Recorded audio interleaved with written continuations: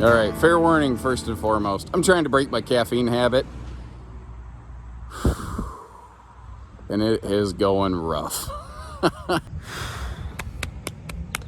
Okay, here we go. Hey everybody, welcome to Haylet RV. My name is Josh the RV Nerd, and coming in on trade today is a 313 Big Reflection by Grand Design. This is one of the kind of campers I call a flat deck fifth wheel. It's got a big 7-foot ceiling, gives you those nice fifth wheel feels, opposing living room super slides and a big bed slide, washer dryer hookups, enclosed heated belly, all power jacks, all kinds of big fifth wheelie type features.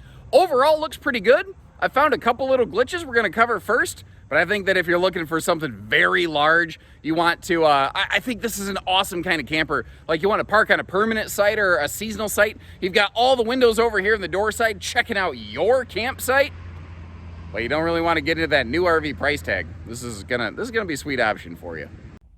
And admittedly, the things that I have here to show you, they're pretty small. They're pretty minor. You got to look pretty close. Overall, the RV, I think, is in pretty good shape, but you need to know about these things. I noticed these screw holes right here by the threshold of the entry door, and my first thought was, oh, they must have had to replace this. But then I realized, no, these screw patterns don't line up. I think the previous owners probably added some stable steps at one point that they likely removed and took with them to the new RV. The other thing I noticed that I think may be a little bit greater point of concern for some people is up here above the slide fascia. If I can get you at, it's like Hogwarts, man. You gotta, there you go. You can see it a little bit. You see that little waviness right there? You gotta be at just the right angle to see it, the what, 9 3/4 train or whatever. But I got up here and I noticed that there was just the slightest of soft spots on this, but it's all solid above it. And I think I figured out what's causing that. That little wrinkle of time up there, I'm pretty sure is due to ice damming. I don't think the RV ever actually leaked. I think either the RV was left out for display in the wintertime with the slides out and snow built up on the top of this slide, and from the heat inside the RV, what happens is like the snow and the ice that makes contact with the RV melts a little bit, and then it gets cold again and it refreezes. When water freezes, it expands. So what happens is water works its way under that slide and then lifts the slide seal up just a little bit, just enough for a little trickle of water to come in. And then this is a Luan, a wood interior panel here on this inside of the laminated wall. Wood is a water starved material, and it will suck that water up via osmosis a little bit like a straw, which is why it's very minor, and it actually goes from the bottom up instead of the top down, the way water normally does. It's the only thing that makes sense to me from what I've seen right there. I've seen it a few times over my career. I noticed it here and in one other spot. Over here above the entertainment center, kind of the same thing. This one was more minor, but if it gives you an idea of how detailed we are when we go through used RVs when they come in on trade, I mean, you can't see it. You have to really thumb mash this thing to feel it, to the point that you question, is it just my thumb squishing or is it the wall? It's exceptionally minor, but you deserve to know about it. Hey everybody, we interrupt your regularly scheduled programming here. Later in the video, I stumbled into something I missed my first pass through. That Max Air vent cover back there, in front of that, there's a defect on the roof which actually has allowed a pinhole leak to occur, which has let some water into the roof, which has created a soft spot. I will cover it in more detail later. When in the video later I discover it, you're seeing this kind of out of chronological order. Again, when I see something, I try to get it out of the way right up front. If that's going to be a disqualifier, I totally get it. I understand. I'd rather you know exactly what you're getting when you come to visit our family-owned dealership. Again, later in the video, we'll see it in more detail. For now, we're going to jump back inside. So I hope you appreciate the fact that we aren't going to try to just like be like, oh, that's minor, it's no big deal. I mean, I think even fairly reasonably, a dealership could have said, well, it's not a new RV, it's a used RV. You have to understand there's a couple little glitches that go along with the territory. And I don't know that that's necessarily a wrong answer. I know that if I were buying this, though, that's not the answer I would want to hear. And that's how I want to kind of approach things. I want to give you the information I would want to know if I were buying an RV. Over here, well, first of all, a couple things. Something I like as a tall person, Reflections have a 7-foot ceiling inside, very similar to an Eagle HT, or like a Winnebago Voyage out there has a 7-foot ceiling. The color palette here, it's brown on brown, but it's warm, it's welcoming, it's classy, and it's a little bit timeless. I know that there can be a little bit of brown fatigue out there, but it's probably never going to go away. There's something about brown interiors that's camping. And you know what else people forget about brown interiors? When we think about the 80s, we think about like neon signs and checkerboard and probably some drug-induced flashbacks from the 70s that trickled over into the 80s for some individuals. But you know what we forget about is just how flippin' brown everything was inside. Your house panel, brown. Carpet, brown. Everybody had that same flower print brown couch that you sat on when you were sick. You ate saltines and drank Sprite and bananas and watched Bob Barker on The Price is Right on that dumb brown couch. Remember that thing? Wow, sorry, I got way off topic here. Apparently I feel very strongly about the color brown in the 80s. I didn't realize. Now, you may have noticed that is not the original factory theater seat. Previous owners swapped that out for just a single Euro rocker, recliner, swivel chair. You know, it does have a little incliner foot kick out for you. It can slide back to a little bit. Over here, the previous owners, I think friends or something like that, gave them a set of those little things. Those are, so like if you heavily lubricate your rack and pinion slide bars, when you slide them in, the slide bar actually rubs on that carpet a little bit, which is why that carpet's present. It's literally part of the slide out engineering to help the slide go in and out. Well, you could stain that a little bit, and the folks didn't want that to happen. So they got a set of those little sliders, as it were.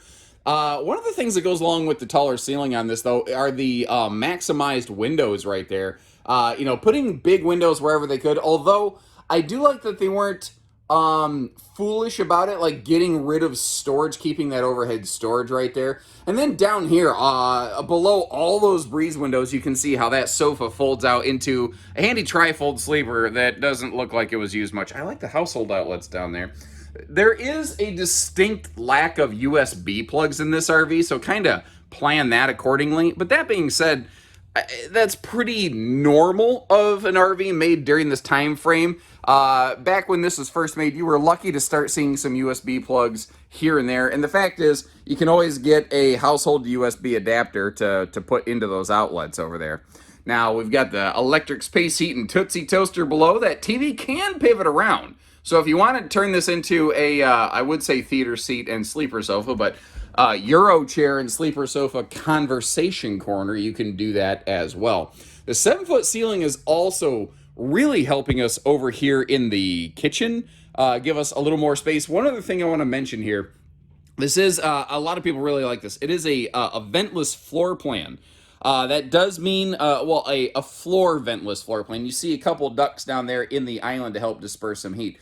That does mean that this RV does potentially have some kind of hot and cold spot sort of challenges every now and then, but it also means that for the majority of the time, the majority of users are going to find this easier to clean and upkeep, which is not a bad thing. That's kind of the trick. There's a little bit of different strokes for different folks out there. Opening up the kitchen here, let's start right down below and work our way around. That is a nice larger 22-inch oven, by the way, and in today's market, that 8 cubic foot gas electric fridge freezer feels a little bit lacking, but at the time this was made, this was about 2 or 3 years before the 12-volt refrigerators had really started to be adopted in the RV industry. So that was just a normal thing right there. Again, storage wherever they could put it, over the sofa. And those sofa side stands, I like that those have some handy storage doors too. It's just a little irritation to me whenever I see any kind of storage wasted. And did you notice the bigger MaxxAir vent fan up here in the kitchen space? One of the other nice things about that is that it does also have a remote control. Because with a 7-foot ceiling, if you are a little more gravity friendly, like say my wife versus me, like I'm tall, I can reach it easily. My wife, not so much, it'd be a problem. The skylight up here does not have a factory shade, but thankfully, The previous owners fixed that for us, so you're not going to feel like an ant cooking under a magnifying glass when you're making bacon, baby.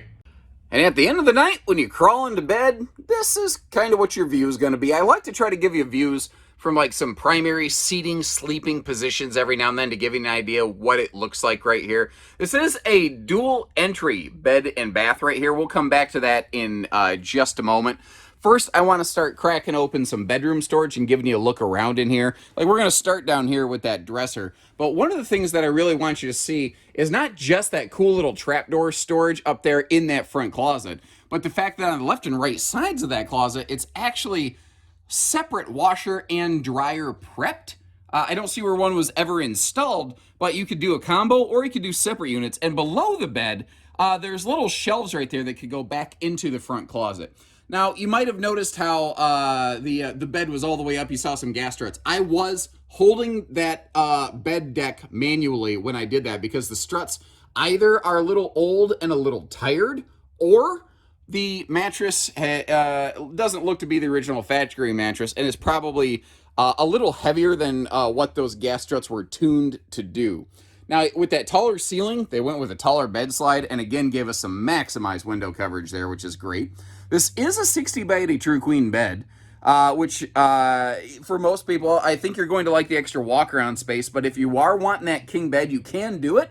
You just have to sacrifice those side stands right there, which not a real hard deal to pull those out. Probably just a couple panel nails or some staples, no big deal right there.